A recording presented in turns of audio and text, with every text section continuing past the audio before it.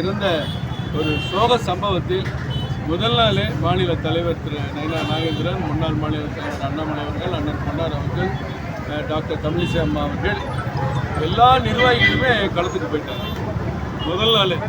அடுத்த நாள் மாண்புமிகு நிதியமைச்சர் நிர்மலா சீதாராமன் அவர்கள் வந்து மக்களை சந்தித்ததை நீங்கள் எல்லாம் பார்த்துருக்கீங்க.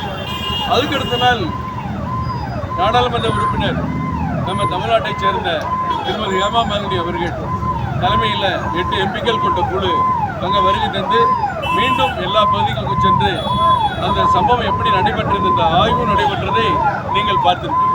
அப்போ பாஜக தங்களுடைய கடமையை, மக்களுக்கான கடமையை சரிவர செய்திருக்கிறது. காவல்துறை எப்படி நடக்க வேண்டும், நடவடிக்கை எடுக்க வேண்டும் என்று எங்கள் மாநிலத்தில் அண்ணாமலை ஏற்கனவே தெரிவித்திருந்தார். இது போன்ற நடவடிக்கை சம்பவம் நடைபெற்றுள்ள நிலையிலே மாவட்ட காவல்துறை அதிகாரி, மாவட்ட கலெக்டர் மீது நடவடிக்கை எடுத்திருக்க வேண்டும் என்று தமிழக அரசை வலியுறுத்தியதையும் நான் இந்த நேரத்தில் சுட்டிக்காட்ட கடமைப்பட்டிருக்கிறேன். தாவேகா தலைவருக்கு வந்து பாஜக உதவுவதாக வந்து ஒரு கருத்து வெளியாயிருக்கு. அதை எப்படி பார்க்குறீங்க? இது எப்படி பார்க்குறேன்னு எனக்கு புரியல. ஏன்னா அவர் எப்போவுமே பாஜகவை தான் குறி சொல்லி மேடைகளில் முதல் நாள் பனையூர் கூட்டத்திலிருந்து கடைசியில் நடைபெற்ற கரூர் கூட்டம் வரைக்கும் பேசியிருக்கிறாரு. தமிழ்நாட்டில் ஒரு துயர சம்பவம் நடக்குதுன்னா அது எந்த கட்சி, எந்த ஊர், என்ன மதம், என்ன ஜாதி, எந்த ஏரியா அப்படின்னு பாஜக பார்க்கறது இல்லை. தாவேகா கூட்டத்தில் நடைபெற்ற கூட்டத்தில் ஒரு சூழ்நிலை தவறு அல்லது விபத்து அல்லது ஒரு சம்பவம் நடைபெற்றிருந்தாலும் கூட அங்கேயும் போய் பாஜக அவர்களுக்கு உதவி செய்ய வேண்டும் என்ற நோக்கத்தோடு செயல்படுகிற கட்சி. இதற்கு விஜய் அவர்களை எங்களோடு சேர்ந்திருக்கிறார், நாங்கள் அவரை ஏற்றுகிறோம், அவரை கைப்பாவே வைத்திருக்கிறோம் என்றெல்லாம் இவர்கள் இந்த சம்பவத்தை அரசியலாக்குவதற்கு முயற்சிக்கிறார்கள். உண்மையிலே என்ன சம்பவத்தில் என்ன தவறு நடைபெற்றது, எதனால் விபத்து ஏற்பட்டது என்ற உண்மை வெளி உலகத்துக்கு தெரிந்தே ஆக வேண்டும் என்பதுதான் பாஜகவின் நோக்கம். இதை பற்றி பத்திரிகையாளர் நியூஸ் சொன்னாங்க, யூடியூபர் மற்ற எல்லாரையும் வந்து ஏதாவது அவதூறு கலப்பினா உங்களை அரசுக்கு காவல்துறை அறிவிச்சிருக்காங்க. இதை பற்றி உங்களோட கருத்து? பத்திரிகையாளர்கள் சொல்வதற்கு ஒரு ரெஸ்பான்சிபிலிட்டி இருக்குது. நீங்கள் இப்போ தந்தி தொலைக்காட்சி, பல்வேறு பாலிமர் எல்லா தொலைக்காட்சி இருக்கீங்க. நீங்கள் ஒரு செய்தி போட்டால் உங்கள் எடிட்டர், உங்கள் ஓனர் ரெஸ்பான்சிபிலிட்டி இருக்குது. இப்போ தினமலர், தினத்தந்தி, தினமணி, தினகரன் பத்திரிகையில் செய்தி வந்தால் அதுக்கு ஒரு ரெஸ்பான்சிபிலிட்டி இருக்குது. ஆனால் கையில் வச்சுருக்கிற ஃபோனை வச்சு என்ன வேணாலும் போடலான்னு சிலர் நினைக்கிறாங்க. போடுறது அவங்க உணர்வுகளை காட்டுவதற்கு ஜனநாயக உரிமை இருக்குது. ஆனால் போடக்கூடிய செய்திகள்னால மறுபடியும் மக்கள்கிட்ட ஏதாவது பாதிப்புகள், அவங்க எண்ணங்களை மாறுபட்ட சூழ்நிலைகள், அதனால ஒரு தவறுகள் நிகழ்வதற்கு காரணமாக இருந்து விடக்கூடாதுன்னு அரசாங்கம் எச்சரிக்கையாக இருக்க வேண்டியது அவசியம்தான்.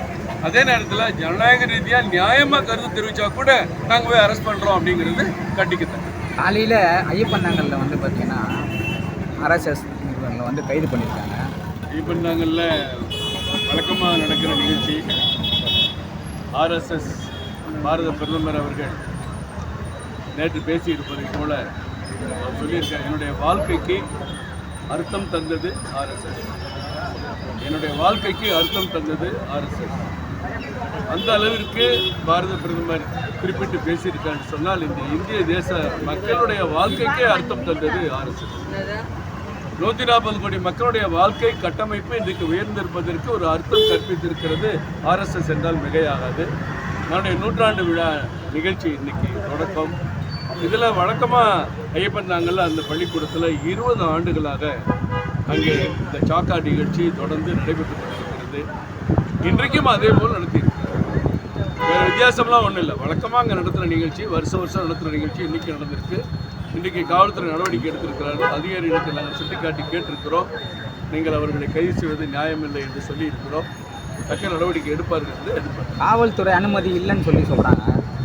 இல்லை, இது வழக்கமாக 20 வருஷமாக அனுமதி இல்லாமல் தான் நடத்துறது. அந்த பகுதியில் இருக்கவங்க 1000 பேர் ஒன்று சேர்ந்தாங்க, 2000 பேர் ஒன்று சேர்ந்தாங்க இல்லையே, மொத்தமே 55 பேர் தான்.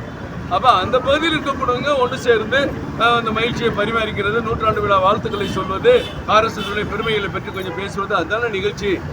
2000-3000 பேர் வந்து மாநாடு போட்டாங்க, ஆர்ப்பாட்டம் பண்ணாங்க, போராட்டம் பண்ணாங்கன்னு கிடையாதுல்ல. வழக்கமான அவங்க கடமையை அவங்க செஞ்சுருக்கிறாங்க. இது காவல்துறை தலையிட்டிருக்காங்க. நாங்கள் அந்த கோரிக்கை வச்சுருக்கோம், பார்ப்போம். நிச்சயமாக காவல்துறை இந்த வழக்கை ரத்து செய்ய வேண்டும், அவர்களும் வழக்கு தொடுக்கக்கூடாது, உடனடியாக அவர்கள் விடுதலை செய்ய வேண்டும் என்று தொடர்ந்து திருப்பி இது பண்ணி மக்களை சந்திக்க அனுமதிப்பாங்களா, அனுமதிக்க மாட்டாங்க? இந்த யூகத்துக்குலாம் நம்ம என்ன கேள்விப்படுது? அவங்க வந்து அனுமதிச்சு தானே. அவங்க ஜனநாயக நாட்டில் எந்த தலைவரும் மக்களை போய் சந்திக்க கூடாதுன்னு யாராவது சொல்ல முடியுமா? எங்கள் தலைவர் உடனே இதுக்கு ஒரு நீதி கிடைக்குமான்றது இல்லை.